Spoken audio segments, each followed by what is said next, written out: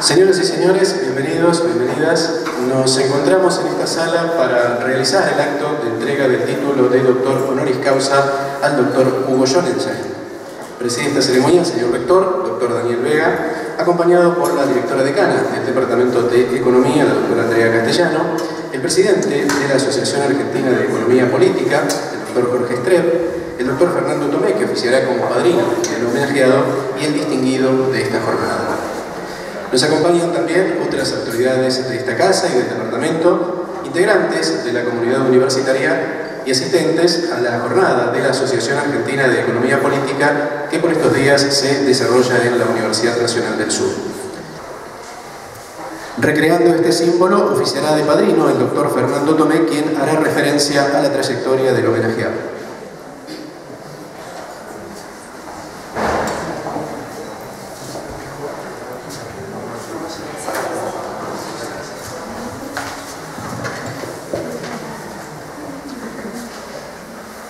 It's a pleasure and an honor to have you here, but I will have to do it top of the stage.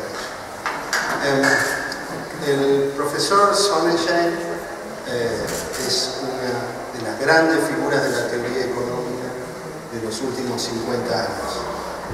Su resultado, junto con nuestro Rolf Mantel y con Gerard Debré, constituyen un hito en la historia de la teoría del equilibrio general. Para hacer un poco de historia de eso, él va a hacer un análisis en su disertación, pero déjenme decirle que todo comenzó con una pregunta que se hizo él mismo, preguntándose si la función de exceso de demanda agregada iba a heredar otras propiedades de las funciones de demanda individuales, algo más que la propiedad de ser continua, homogénea de grado cero y cumplir con la ley de barras. La respuesta que él encontró preliminarmente es no hereda otra cosa. Después Mantel hizo un agregado y posteriormente Debré cerró el tema. Pero la iniciación de esta cuestión se debe al profesor Sonnenschein. Para hablar de otras cosas acerca de su historial, que yo creo que es interesante también porque revela la variedad de los intereses del profesor Sonnenschein, es que él fue dean de una escuela de artes y ciencias en la Universidad de Pensilvania, fue provost en Princeton y fue presidente de la Universidad de Chicago hasta el año 2000, donde es todavía miembro del Board of Trustees y es también profesor emérito. Él además ha tenido muchos estudiantes doctorales, todos reconocidos en el ámbito de la teoría económica. Me vienen a la mente algunos, pero no quiero dejar a otros de lado, pero uno de ellos fue Andrés Masconel, que estuvo aquí, que le dimos el Doctorado Honoris Causa hace unos años. Además de su gran resultado con respecto a la imposibilidad de identificar las economías simplemente por medio de sus equilibrios o sus sistemas de precios, él ha tenido resultados importantísimos en varias áreas. Por ejemplo, en la toma de decisiones agregadas, tiene un paper muy interesante sobre voting by committees que coautoró con Salvador Baumerá y yo. Tiene también resultados muy interesantes acerca de la formalización del concepto de expectativas racionales. Tiene resultados muy interesantes dando una fundamentación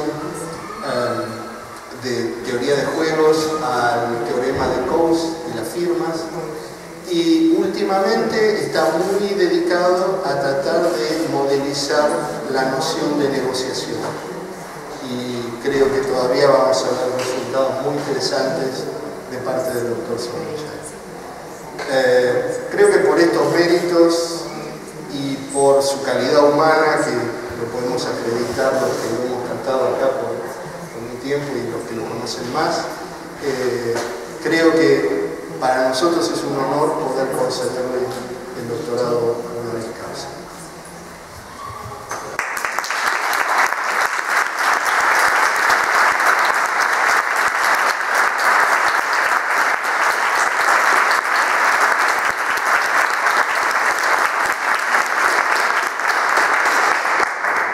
Como hemos dicho, esta ceremonia tiene sus raíces en las que se realizaban hace muchos siglos, en los orígenes de las casas de altos estudios.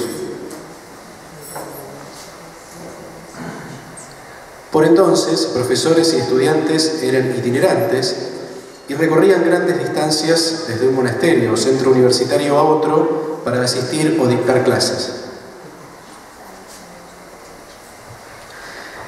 En el caso de los profesores, solamente podían hacerlo si estaban reconocidos como tales, y este acto, como el que hoy hacemos, es uno de los que se realizaba para ello. Para expresar la voluntad de la comunidad universitaria, a continuación vamos a dar lectura al acta.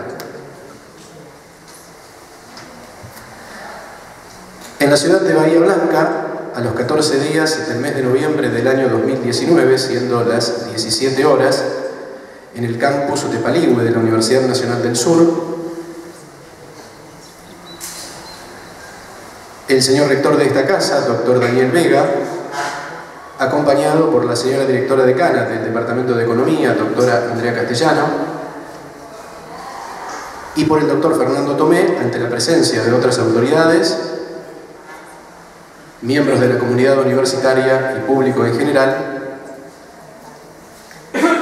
procede a entregar el título de doctor honoris causa al doctor Hugo Sonnenschein, según lo dispuesto por la resolución del Consejo Superior Universitario 714 del año 2019.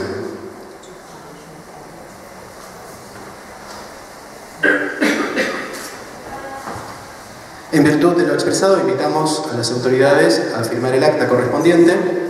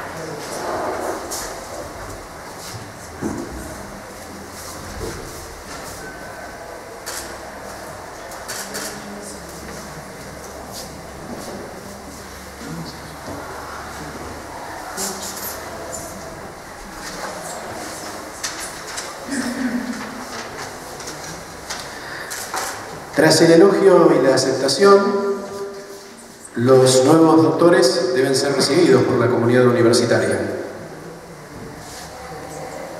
Vamos a invitar para ello a pronunciar unas palabras al rector de la Universidad Nacional del Sur, doctor Daniel Vega, para dar justamente la bienvenida a esta casa del flamante doctor honoris causa.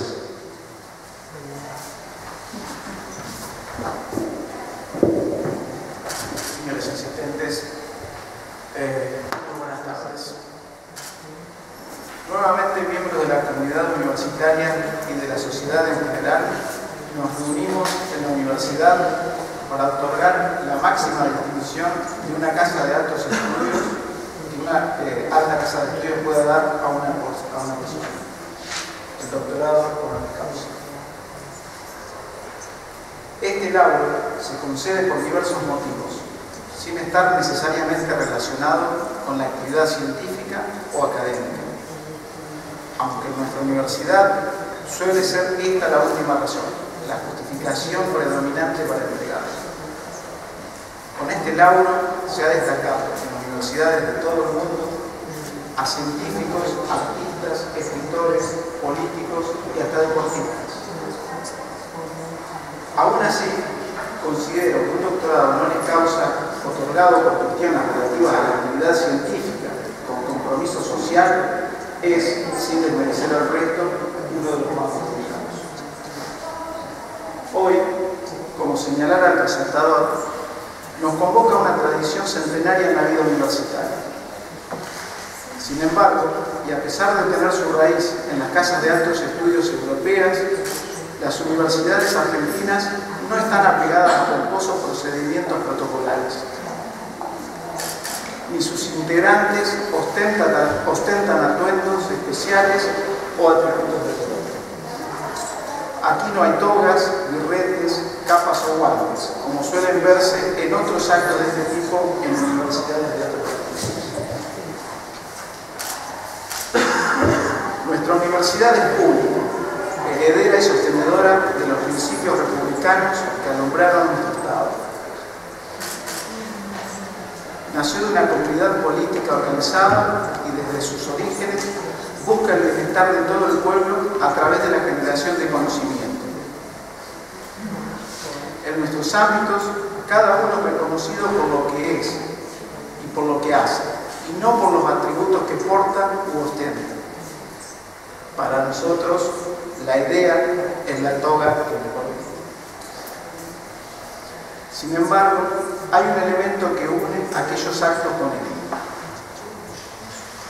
Investir a una persona con el grado de Doctor Honoris Causa significa dotarlo del mayor reconocimiento que una institución universitaria otorga. Esa es una tradición que ha permanecido estable a lo largo de los siglos, aún en un mundo tan cambiante como el que nos toca vivir. Doctor Sonnenschein. Hoy la universidad lo reconoce por su trayectoria académica, por su compromiso docente y social y por sus contribuciones al conocimiento científico. Siempre destacamos en estas ocasiones que al realizar un acto de este tipo, la universidad muestra a la sociedad a quienes reconoce como modelos de comportamiento. Como institución encargada de formar a la vanguardia ilustrada de la nación, consideramos de relevancia distinguir modelos ejemplificadores para toda la sociedad. Estos actos sirven también para que reflexionemos sobre uno de los lemas fundadores de esta universidad. Será una universidad nueva y no una universidad más. Como tal, no solo tenemos el mandato de formar mejores profesionales, sino además mejores ciudadanos y con una amplia visión social y humanista. La necesidad de mirarnos continuamente para combatir amenazas debe ser parte de la conciencia moral de la universidad. Es lo que ella debe hacer por encima de todo sin condiciones. En un mundo donde las dinámicas políticas, económicas y culturales hacen desaparecer pueblos, culturas, ideas y posibilidades, no podemos renunciar a ese mandato de repensarnos continuamente. En la Universidad Nacional del Sur, todos trabajamos con la esperanza de realización de los jóvenes, promesa y futuro abierto que no puede verse defraudado. La educación es una responsabilidad del ser humano para con el ser humano. Es la responsabilidad de forjar valores y principios, y también de otorgar las posibilidades para transitar por el camino del desarrollo sin limitaciones, del desarrollo individual, pero sobre todo del desarrollo colectivo. Esos son principios que forman parte de la misión de esta universidad, a la que hoy, Doctor Sonnenschein, pasará a formar parte. Por eso son méritos que ponemos también como estándar, más allá de los logros científicos o profesionales para quienes evaluamos como aspirantes a este laudo. Este encuentro que hoy nos reúne ha convocado a numerosos especialistas en economía política en un momento azaroso, conflictivo, triste en muchos casos. Porque los índices tienen rostros detrás. La pobreza, el desempleo, la indigencia se pueden medir con nombres, con historias, con rostros, tal como dijo el Papa Francisco. Y para volver a dar dignidad a cada ser humano que le corresponde solo por su condición de humano, es que debemos trabajar juntos. Hoy, doctor Sonnenschein, nos volvemos hermanos en esta lucha porque desde hoy la Universidad Nacional del Sur nos cobija a ambos. Hoy nuestra casa también es su casa. Yo lo impulso a continuar siendo ejemplo, no porque sea fácil sin duda, sino porque es necesario. Nuestra alma mater tiene apenas 60 años. Pero como dijo Bernard Chávez, somos enanos parados sobre los hombros de gigantes. Hago un comentario al margen, también esta frase fue popularizada por Isaac Newton. Compartimos el sueño de una mejor vida para nuestros semejantes. Compartimos el deseo de saber más y de educar mejor. Y tenemos la fortuna de poder trabajar por ese sueño porque creemos que las únicas ideas que nos sirven son las que nos comparten. En este acto, doctor Sonnenschein, lo recibimos como integrante de nuestra comunidad y guardamos el privilegio de contarlo como uno más entre nosotros. Solo 34 personas antes que usted obtuvieron esta distinción en más de 60 años. Eso demuestra el celo que ponemos al evaluar cada candidato que será reconocido con el título de Honoris Causa de la UNS. Desde hoy, la Universidad Nacional del Sur es también su casa. Bienvenido, Hugo Sonnenschein.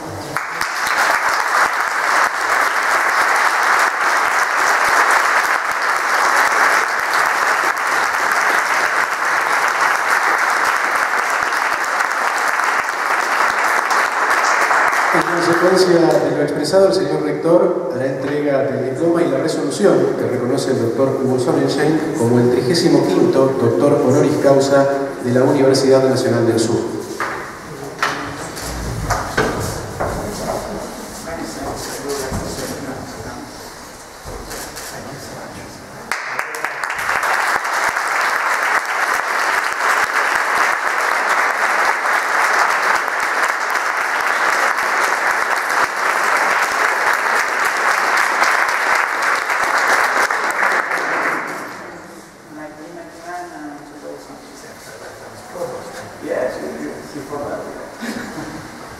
Por su parte, el señor presidente de la Asociación Argentina de Economía Política, el doctor Jorge Estrero, hará entrega del diploma que acredita como miembro honorario de la entidad el flamante doctor honoris causa de esta casa.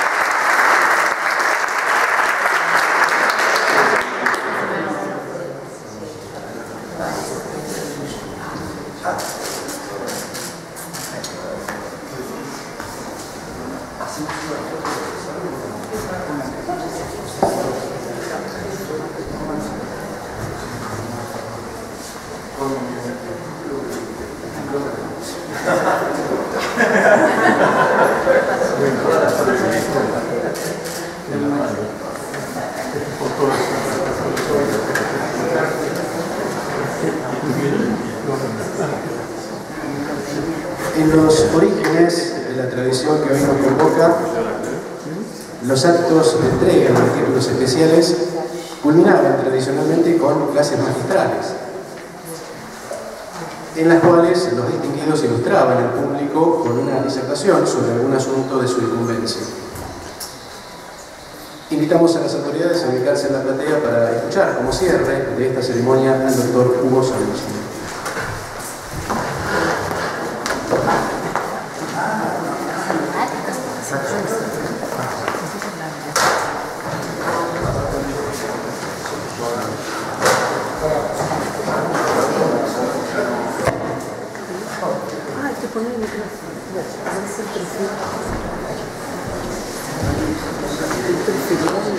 Muy buenas tardes. Muchas gracias por el honor que me ha brindado. français and anglais. At the end of the argument, I'm really very honored to be tied to your university. This visit and the lecture that I'll give, I'm going to speak about the way my name is tied to the name of L'Hospital, which is also a great honor. So this has extra meaning for me. I should tell you that this is the day when I enter my 80th year. It's my birthday. There are many things happening.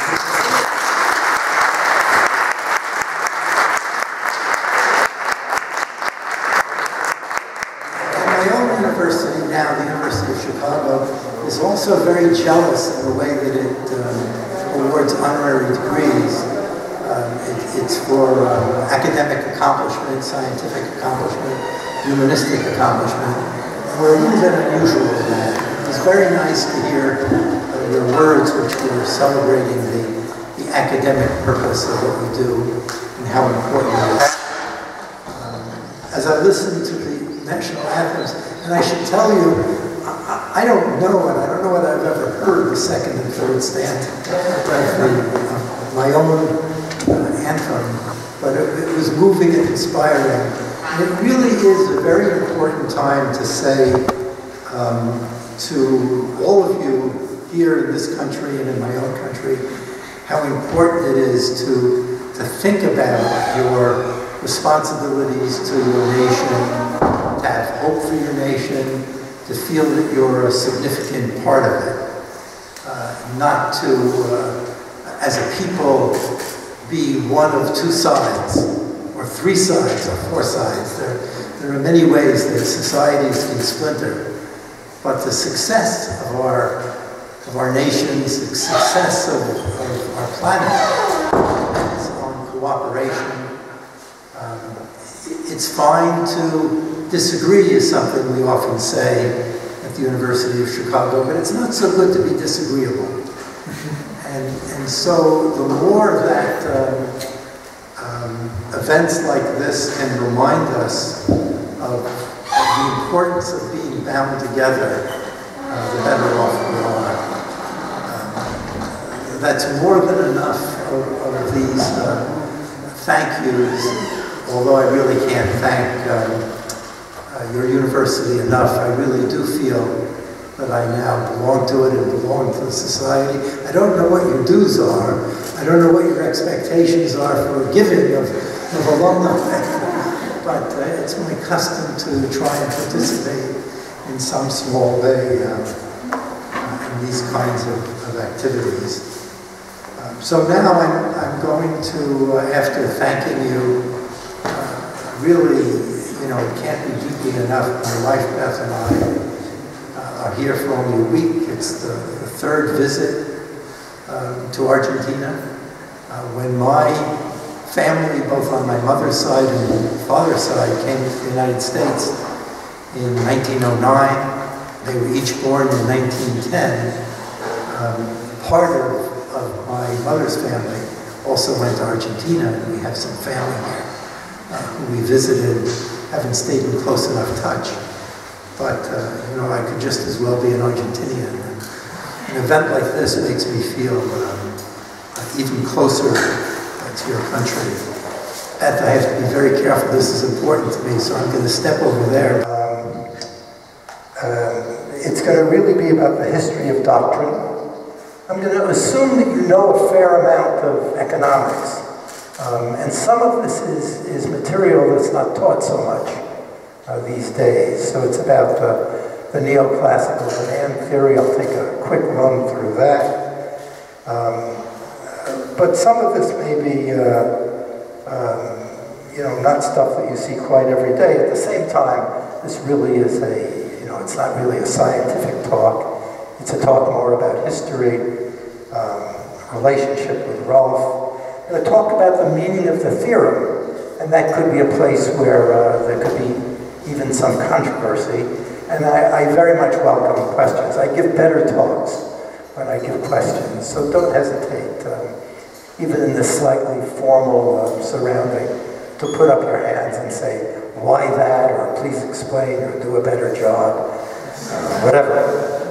So this is my talk. I can put this essentially away, I think, now. And go to the pointer and see whether I know how to work this well. Remember, I'm an economist, not a physicist, so I don't do this as well as some. So, for me, a lot of this analysis begins with the Hicks-Samuelson neoclassical demand and what I'm going to call the inverse problem. It's not what Samuelson called it, but he recognized an inverse problem. And one starts, let's see whether I can make my pointer work, with the utility function, which represents the preferences of a consumer. It's a real valued function defined on a commodity space, which you could take to be the positive worthment of L-dimensional Euclidean space, where the L refers to the number of commodities. And then you have prices and you have income, and a budget constraint is defined for the consumers by the inequality P in a product X is less than or equal to I, or the value of what you spend can't exceed what your income is. And in this model, the agents take prices and income as given. And in our elementary courses, we draw this picture. We have a budget constraint defined by P and I. We have the level sets of the utility function. The agent maximizes utility subject to a budget constraint. You get demand relative to prices P and income I. The demand choice is made. Here I've indicated it by this point here. That's the demand at prices P and income I. Very familiar. This is the kind of thing you do not only in the most basic course in economic theory, but you also do this at the beginning of a serious, more advanced, let's say, graduate course. And then you begin doing the advanced stuff, and this is what you see in Hicks and Samuelson. You look at the function D, varies with prices and income, and you want to know whether there are any restrictions on that function that follow from the fact that it's derived from maximizing utility, subject to a budget constraint. One writes out these terms at each P and I. You look at the change in demand as prices change, so that's this effect here. You look at demand, and you look at change in demand as income changes, and that defines what's called the Slutsky's terms. So that's a definition of these Slutsky terms. And the big theorem, what you're able to prove, and this is for some economists, sort of an introduction to doing the implicit function theorem, because you look at the first order conditions that are associated with this maximization problem, and one can show that this matrix of substitution terms, that's what this is, at each P and I, is symmetric and negative semi-definite. And we would, in the old days, we would torture our graduate students, taking them through this argument. And in torturing them, we were teaching them the implicit function theorem, a little bit of basic real analysis, and but with the idea, to some extent, that what we were doing was a little bit like physics, that there were empirical implications of the fact that you had economic agents who were maximizing the utility function, subject to budget constraints, taking prices and income as given, and the fact that this matrix is everywhere for each P and I, symmetric and negative semi-definite, is a relationship among the derivatives of the demand function. And this was taken to be if you look at Samuelson's Foundations, and that was, my first graduate text, essentially. This is what you were taught Later versions, you have Henderson and Quad, you have Varian, eventually you get Muscolo, Winston, and Green. They all begin by taking you through this. And Samuelson's words were very clear. It was the utility theory as a hypothesis which places definite restrictions upon demand functions and price quantity data. You know, and after he says that, and after he goes through all of this labor, he makes remarks that sort of suggest that, well, you know, this is a little bit of a slim result. And I'm not so sure that people are all wrapped up in going out and testing to see whether this is satisfied and taking seriously the idea if it's not, then maybe you should do away with the utility theory. So it never quite taken seriously as an empirical hypothesis, although, you know, Samuelson uses the words and talks as if it sort of should be taken seriously. The word "a slim result" is not his, but that's the feeling of what he says. I'm not so sure how much the world would change if we were able to show that the empirical implications were not verified.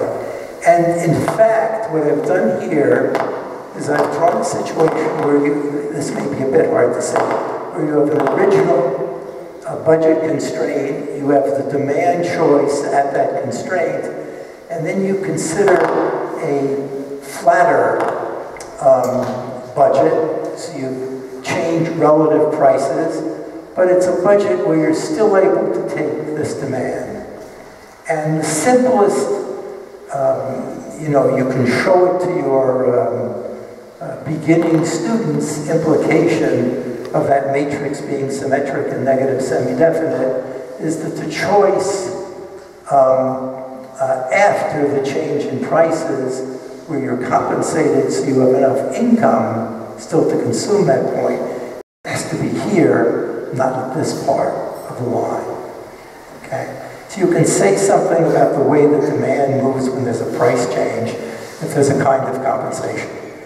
I'm sorry to torture you with this. I know that many of you teach this to intermediate students, but I'm trying to give you a sense of a sort of historical landscape. That's Samuelson. And what Samuelson does in a footnote, and now it sort of gets interesting, is he talks about an inverse problem. And the inverse problem is, suppose instead of being given a utility function, you're given a demand function, or what I'm calling a candidate demand function. So it's homogeneous at degree 0 in prices and income. You might want to assume it's continuous or continuously differentiable or something like that. People are making choices on the frontier of the budget constraint. The value that they choose is equal to their income. What Samuelson notes actually in the text, but amplifies in a footnote, is that if in fact you have this symmetry and negative semi-definiteness of the matrix of what's called substitution terms, then you can find a utility function that generates the demand function. Okay? And what that means is that the symmetry and negative semi-definiteness exhausts the empirical implications of the utility hypothesis. There can't be any other restrictions, because if you have these restrictions satisfied, you can find the utility function which generates it. And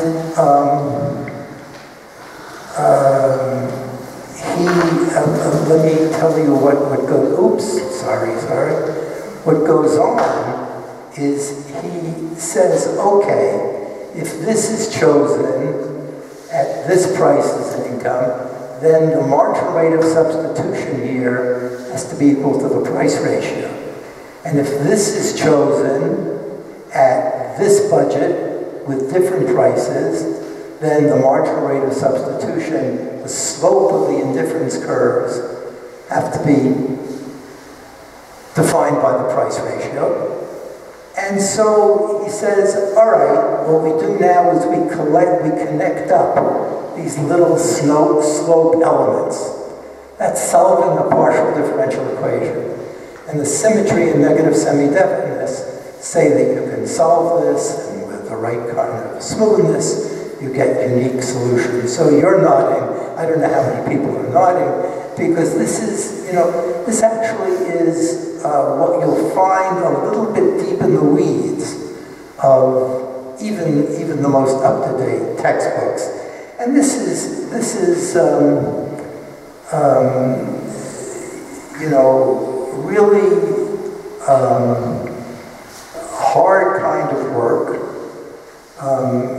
After Samuelson sort of outlines a proof, it's very nice. Hurwitz and Zala proving this theorem that symmetry and negative semi-definiteness are all that you can get.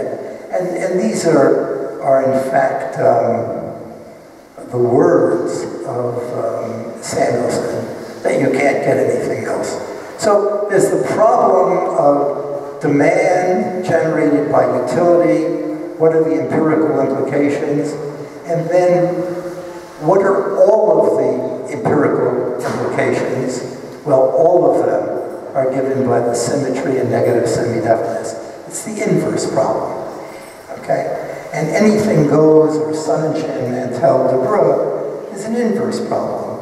And it's the inverse problem for the case of general equilibrium. So, here we go. Let's now talk about Arrow, de Brugge. I like it when people add Mackenzie. You write Mackenzie. Beth and I met at the University of Rochester. Mackenzie proved the existence of equilibrium in good form at the same time Arrow and de Brugge did. And he really deserves to be mentioned anytime you're talking about the origins of general equilibrium. So, general equilibrium, you now have not one consumer, you still have L commodities, but you have T consumers. So it's now many people. I'm ignoring the production part of the economy. That doesn't, it turns out, add anything, which might not be obvious. But an economy is then composed of a collection of T economic agents. And the agents are defined, yes, by their preferences the same way, but they're also defined by an initial endowment of commodities. And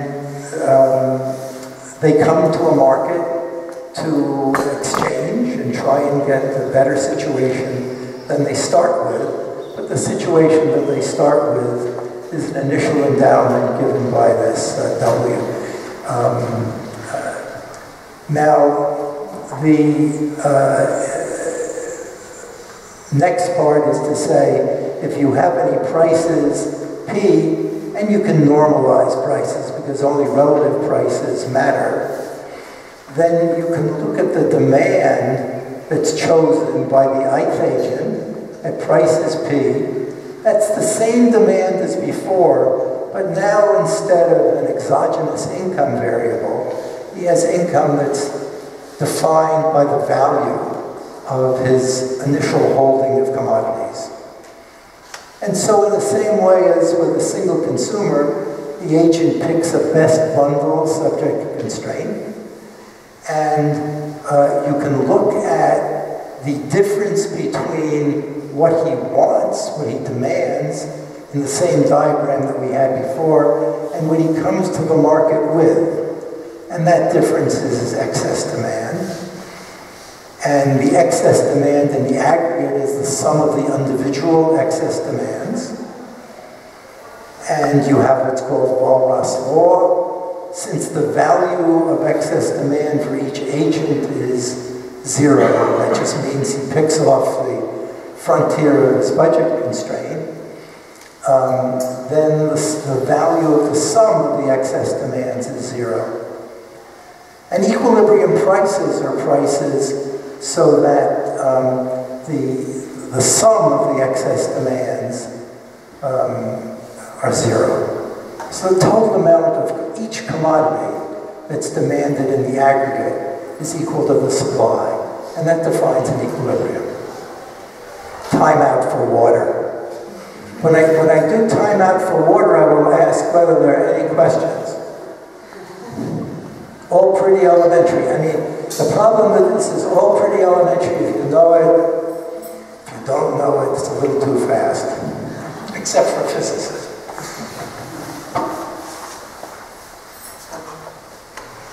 Okay. So, this now starts to look a little bit about what I was being recognized for, at least a part of it. Here you have the excess demand functions, which are used to define, or the center of defining, the idea of equilibrium prices. And if you have equilibrium prices, which make markets for every commodity clear, then you have an equilibrium allocation. You can let consumers have what they were demanding at those prices, because what they want balances with what people come to the market with. So that's the general equilibrium. That's the basis for the Arrow-Debreu theory. And the question is, what are the implications of the hypothesis that an economy is composed of many agents who take prices as given and maximize utility? So you're asking the same kind of question that Samuelson was asking. Part of what I'm explaining is why that question was pretty natural for me. I mean, I was trained old enough to be trained on the Samuelson-Hicks consumer theory, and fortunate for it. But the theory of value, Debreu's theory of value, which is an exposition of the Arrow-Debreu theory, really is after something very special. And so these now are quotes. He says, well, there are two central problems that we're interested in. The first problem is the explanation of prices of commodities resulting from the interaction of the agents of a private ownership economy through markets. So he's trying to say, okay, if people come to the market with different bundles of goods, okay, what prices will come about? And what allocation of commodities will come about? And for that to make sense, this model has to be closed with an existence theorem, which says that there always is some price which will clear all markets. And then secondly, and this again is a continuation of the quote, what Arrow and Debreu are very interested in, and the reason that they developed this theory, is they want to understand the role of prices in an optimal state of the economy. So an idea that somehow prices bring about optimal states, competitive prices bring about optimal states, and if you have an optimal state, that can be realized as an equilibrium relative to prices. That always bothered me a bit, because of course, if people come to a market with nothing, they get nothing, okay? And so this idea of optimality can't say anything about the distribution of wealth, all right? Even still, the exposition really, and these are the words of Debreu, oops.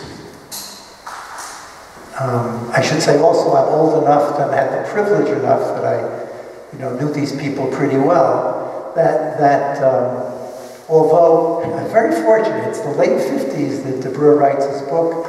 It's when I'm starting to study economics. So it came along at a good time for me. I'm personally very grateful. That's not the point of this, but I'm personally very grateful. So if you look at 1 and 2, I've now, after the quote, said, look, what 1 is really about is that you can explain prices and equilibrium allocations for this model. Well, then there better be, for every economy, at least one price that clears all markets. one price vector, prices for all commodities. And second of all, as suggested by two, there has to be a tight relationship between optima and prices. And that's what the theory of value is fundamentally about. The geometric meaning, okay, now this now is something that, you know, economists do it sideways. So this is on the vertical axis I have the independent variable, and here I'm going to put the dependent variable, okay? And one can plot for every price, and now I have prices only for the first commodity, because I'm looking at a two-commodity world, and the sum of the prices is equal to 1, so the price of the first commodity is enough. So I have the price of the first commodity.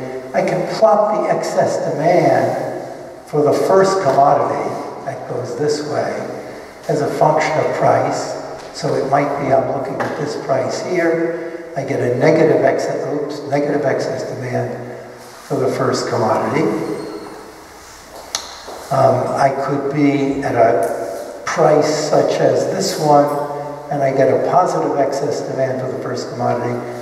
But excess demand for the second commodity is determined by Walras law. Okay.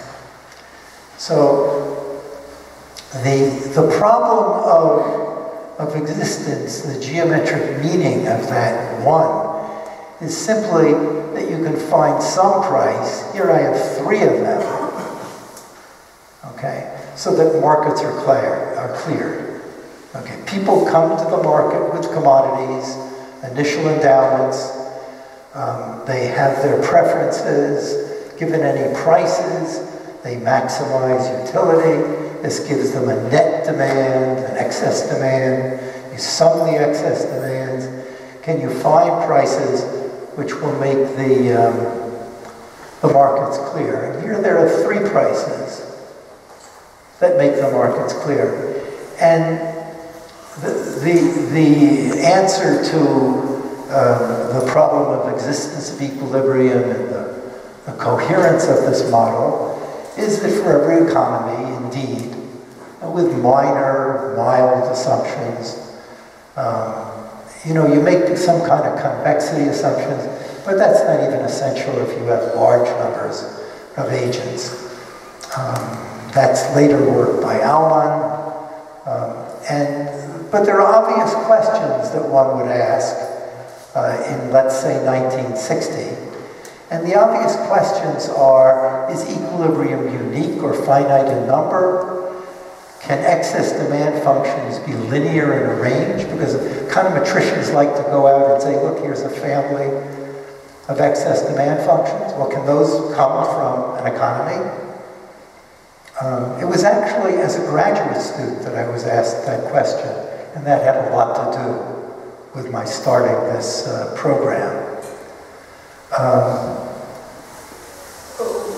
With the Walrasian adjustment of let's raise prices over time if there's positive excess demand, this is a vector value kind of thing.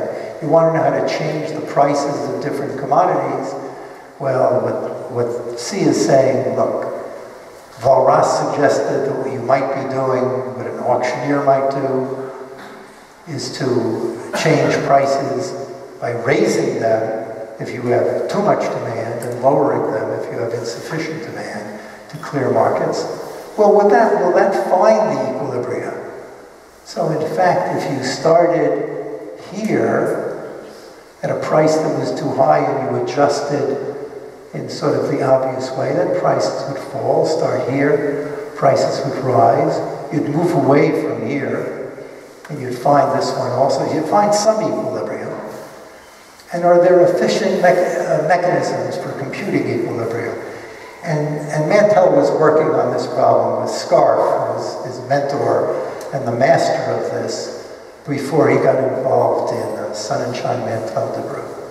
But those are obvious questions. See whether I have notes. Good. Okay. Now, the parallel of what can be a demand function becomes what can be an excess demand function. That's the inverse problem. And anything goes in various incarnations, shows that Walras law aside, homogeneity, certain boundary conditions aside, the hypothesis that E is the sum of the behavior of utility maximizing agents places no restrictions on excess demand. So in fact, to use the previous picture, if you draw, oopsie daisy, sorry. So if you consider what we have here, and you just draw that, you know, you come into the classroom and put that on the board, what the theorem shows is you can find an economy, in fact, with two agents, two consumers, initial endowments, and they will give you exactly this. Okay. Now, I'm going to make a little side comment. What I did was not just ask the question, but I gave a proof. But it's horrible. And it's for polynomials. And polynomials are kind of dense. It's unreadable. And it doesn't get to the heart of the matter. Mantell got to the heart of the matter. And really a very, very beautiful proof of this. Debreu had a little bit, not much, I will tell you. Debreu was a particularly close friend who I knew and was, again, very important to me personally. But Mantell is the person who really did this quite perfectly. It makes me particularly happy to recognize it.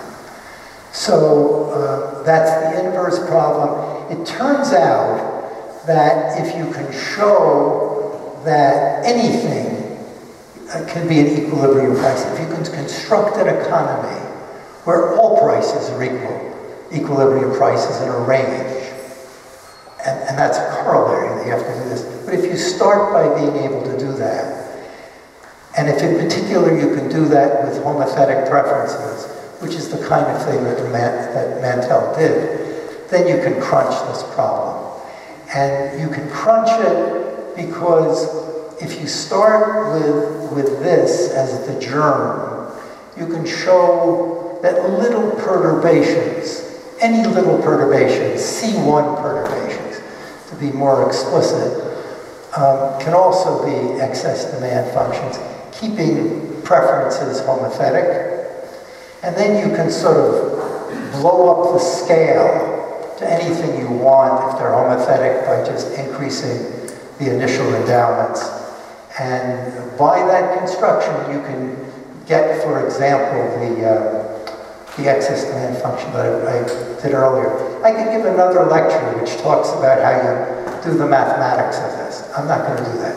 Just trust me. The idea is, very basically, and this is what Mantell did, and very far from what I did, really showing that with homogeneous preferences, you can really just write down the preferences or the demand functions which have preferences underlying them, which will give you this. So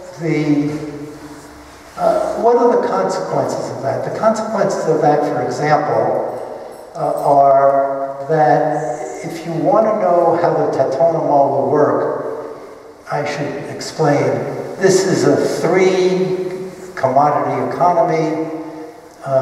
This is price of the third commodity is 1. This is price of the second commodity is 1. Price of the first commodity is 1. Others are 0. And here you have the sum of prices being 1. You can look at the trajectories of the tetonomol. And this is really a scarf picture.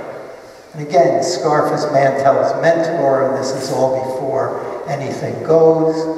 And you can construct an economy, there has to be one equilibrium, that's here. If you start anywhere but at that point, let's say near it here, you'll spiral out and you'll hit this cycle, okay?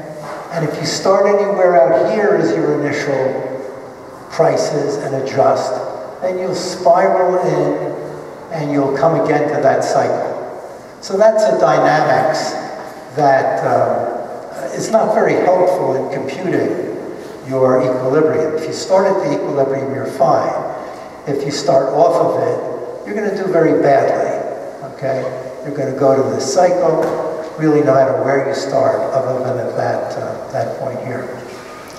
I like this one. So one of the things that I had in my paper is I say, draw any picture. Tell me you want this to be the equilibrium set. I'll construct an economy, which makes that the equilibrium set. Okay? So this has a lot to do. I mean, clearly if you know that there's no structure to the excess demand functions, then you have very good answers to questions A through D. And I talked about C. Are there efficient mechanisms for computing? Are there efficient mechanisms for computing equilibria? Again, Mantell was very interested. This was Scarf's, a big part of his career. The answer is this is the same thing as computing fixed points of arbitrary mappings. That's an easy corollary of anything goes. Credit to Ozawa, but I will tell you, I did this in my sleep as a graduate student even before I saw Ozawa. Ozawa was another good friend, great economist. This wasn't his great contribution. There's really fancy mathematicians who have worked on D. So Smale, a field medal winner, works on this. Sari and Simon, very good mathematicians, work on this problem of computing equilibrium, but it's the same problem as computing fixed points of arbitrary maps from the simplex into itself with certain boundary conditions. Anything goes a long way to telling you a lot about those problems which might interest you. Now, I want to say a few other things. In all of this, I've been very privileged. When I did this theorem, I got a note from Samuelson, and it was on, people used to write notes, they didn't do email, they wrote notes to each other on little pieces of paper. Often, what you would get messages in telephones, you would then scribble down, you got this message. And I got this message, and he said, no, this can't be true. And he started calculating, very small plan, and he said, oh, no, maybe it's true. and Arrow and DeBrew were very kind and very generous, and I knew I had a rotten proof, and I thought one could do better. And Andrea was a student, and Truman Bewley was the other all-star mathematical economist. And I was sort of peddling this around to people saying, do better, do better. And in the mail from Argentina came a letter. It was the most polite and gracious letter. It wasn't saying, dummy, if you really understood this problem, you would have done it this way. It was just an absolutely gentlemanly and delicious letter, and that's how I met Ralph. Also, I should say that this anything goes. It depends. One can sort of counteract that. The possibility of getting anything as an excess demand function depends on not putting restrictions on the distribution of initial endowments or the distribution of wealth. Hildenbrand has worked, not very nice work on this. In the extreme case where you have homothetic preferences, which is what Mantell uses in the construction, and you have proportional initial endowments, and the economy acts like one agent, and all of the classical restrictions are there. Now maybe this will be one of the more interesting parts of this. But what I want to tell you a little bit about, and in fact I even wrote this out, obviously I didn't write out anything else. There's this question about whether, how you should react to anything goes. I've shown you can draw pictures of faces, and that's an equilibrium set, but what does it mean? So, Sonnenschein, Mantell, DeBrew was interpreted by some as as the death of general equilibrium theory. And to people who really didn't like individuals who used mathematical methods, it was taken as a proof of the failure of highbrow mathematics in economics. And I don't believe Rolf would have been pleased with this. I never talked to Rolf about the interpretation. I'm going to tell you a little bit about how I knew Rolf subsequently, but I don't think he would have been pleased. And at the end of his life, and I really learned this more from you than anybody else, Fernando, he was working on ways of adding more to the model in order to have realistic computation and to use it in important policy matters. And I really am on Rolf's side in this. And what I've seen in my lifetime is the flourishing of general equilibrium. And so I wanted to talk about that a bit. My extreme statement is that we are all now general equilibrium theorists. There is no escaping from this. You know, to do economics, you have to know not only the elements of consumer theory, be able to talk about income effects and substitution effects.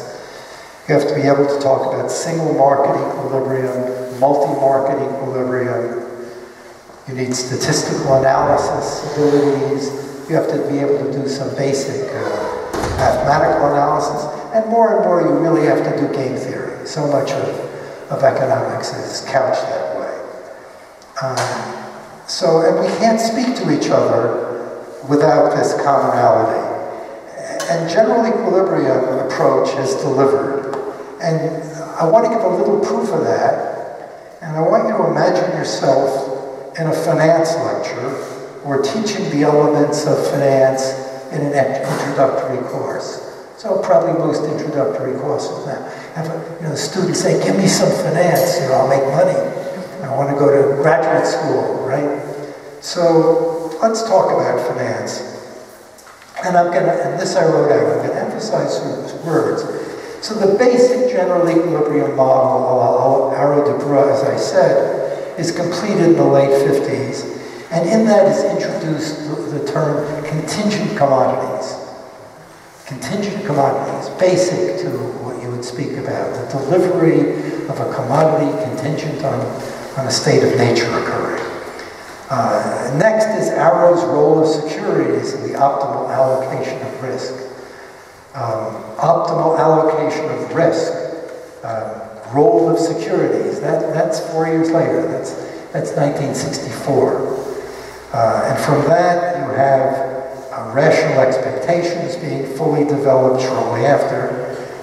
Economists begin to come to grips with understanding the manner in which, now I underline again, purchasing power is transferred over time when there's uncertainty regarding the states of nature that might arise.